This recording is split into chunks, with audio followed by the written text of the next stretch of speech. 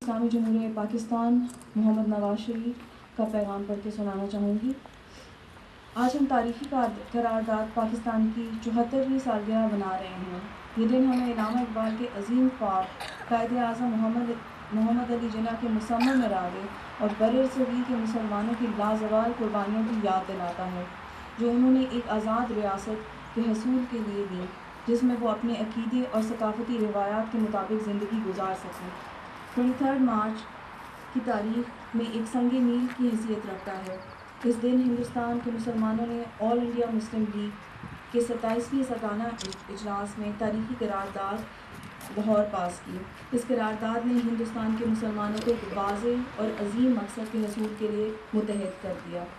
آزادی کی شمع کو روشن کرنے کے لیے لاتعداد لوگوں نے اپنی جانوں کا نذرانہ پیش کیا اور لاکھوں افراد نے اپنے آبائی گھروں کو خیرباد کہا۔ بزرگوں نے ہمارا مستقبل محفوظ کرنے کے لیے عظیم قربانیاں دی۔ آج کے دن ہم اپنے آباء و اجداد کی یاد میں منائے ہوئے ان کے لازوال قربانیوں کو خراج تحسین پیش کرتے ہیں، جن کی قربانیوں کی بدولت ہم اپنی شناخت حاصل کی۔ ہمارے بزرگوں کی قربانیاں اس بات کا تقاضا کرتی ہیں کہ ہم قائد اعظم کے وضع کردہ مقاصد کے حصول کے لیے ہر ممکن کوشش کریں۔ تمام ناظرین کو بہت پاکستان کی مبارک ہو۔ السلام علیکم عزیز دوستو، جیسا کہ آپ کو معلوم ہے کہ 23 مارچ کا دن ہماری تاریخ کا انتہائی اہم یہ وہ دن ہے جس دن ہمارے رہنماؤں نے، ہمارے بزرگوں نے حضرت قائد اعظم محمد علی جناح کی قربانیز قیادت میں حضرت علامہ اقبال کے دیکھتے ہوئے خواب کے مطابق ایک نیا ملک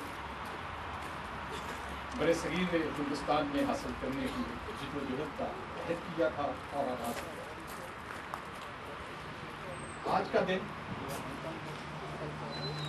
جو ہمارا 74واں پاکستان ڈے ہے، اس میں بنیادی طور پہ یہ ایک حساب سے عہد تجدید کا دن ہوتا ہے کہ ہم یہ دیکھیں کہ ہم نے پچھلے اتنے سالوں میں کیا حاصل کیا ہے، ہم کیا حاصل کرنا چاہتے تھے اور ہم نے اپنی منزل کا تعین کس طریقے سے کرنا۔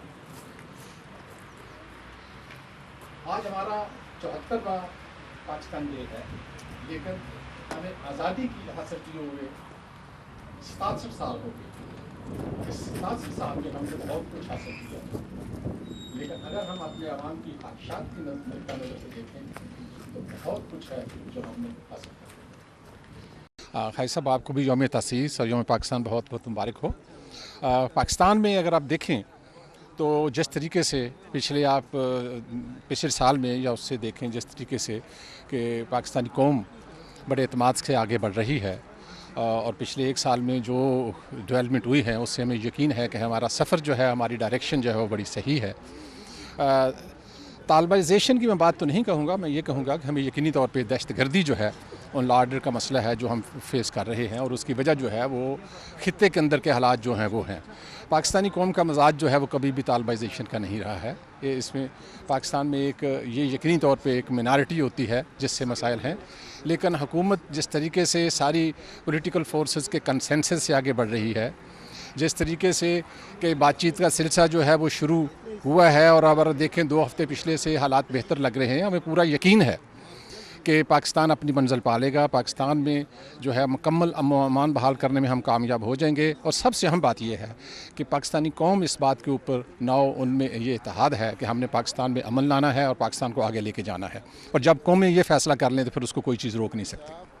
طالبان سے کس حد تک آپ پر امید ہیں کہ یہ کامیاب ہوں گے اور اس پر عمل بھی ہو؟ نہیں، دیکھیں وہ مسئلہ اس میں یہی نہیں، یہ ہے کہ حکومت جس طریقے سے ساری سیاسی قوتوں کے ساتھ آگے بڑھ رہی ہے، ہمیں یقین ہے اس قوم کے اوپر، ہمیں پورا اعتماد ہے کہ یہ قوم اپنی منزل پالے گی۔